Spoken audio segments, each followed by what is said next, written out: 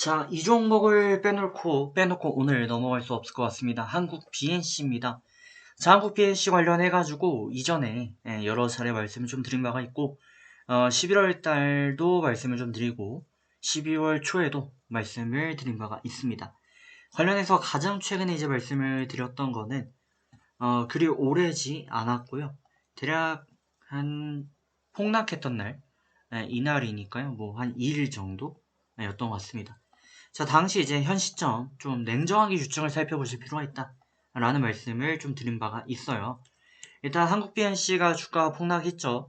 이 유증으로 인해서 폭락을 했는데 이 유증에 대해서 냉정하게 좀 살펴보자면 과연 유상증자로 인한 하락폭이 이만큼이 될 만한가 라는 측면을 봤을 때 기존 주가에 비해서 유증의 타격이 금액적으로 시총으로 봤을 때 다소 제한적이었습니다.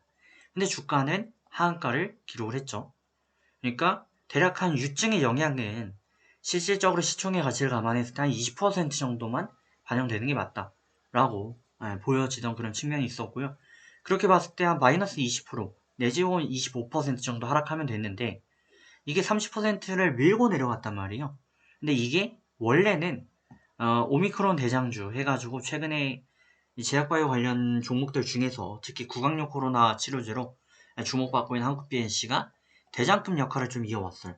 그렇다면 과연 이만큼 밀릴 법했는가? 라는 의문이 있을 수밖에 없었고 그런 관점에서 이제 좀 냉정하게 보시면 좋겠다 라는 말씀을 드렸고요.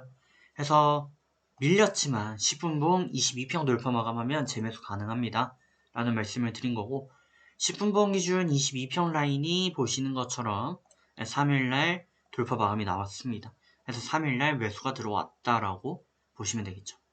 그리고 오늘 이제 20% 다시 또 올라오죠.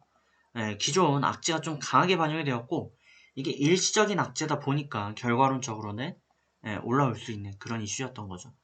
자, 해서 또 중장기적으로는 일본 기준 302표 이거 이탈 마감만 하지 않으면 크게 문제 없다 라는 말씀도 덧붙여 드렸는데 이탈 마감하지 않았습니다. 자, 기업 이슈 간략하게만 한번 보고요. 추가적인 대응법, 뭐 수정할 부분 있는지 다시 언급드리도록 하겠습니다. 자, 한국 BNC 되겠습니다. 뉴스만 좀 간략히 살펴보면 최근에 이제 유증 소식들로 인해서 주가가 밀리는 그런 그림을 좀 보여줬고요.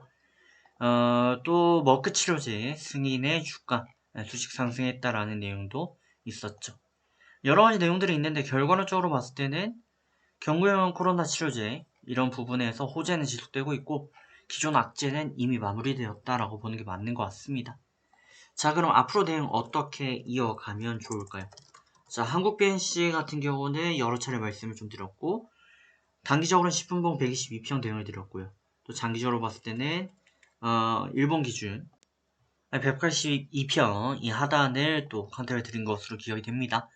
어쨌든 뭐 그냥 그대로 유지를 좀 해주시면 좋겠다라는 말씀드리고 장기적인 관점에서는 이 182평 라인 이거 밀리지 않는다면 무조건 부근은 매수 기회입니다. 앞으로도 참고해 주시면 좋을 것 같고 단기적인 관점에서는 이제 10분봉 22평 드렸는데 라인이 뭐 잘 살아있는 모습이고 또 어느 정도 또 올라올 것으로 기대가 돼요. 그렇기 때문에 그대로 유지를 좀 해 주시는 게 좋겠다라는 말씀드리고 10분봉 22평 이탈 마감 나오면 그때는 매도지만 그러지 않으면 홀딩 유지 이어보시길 바라겠습니다.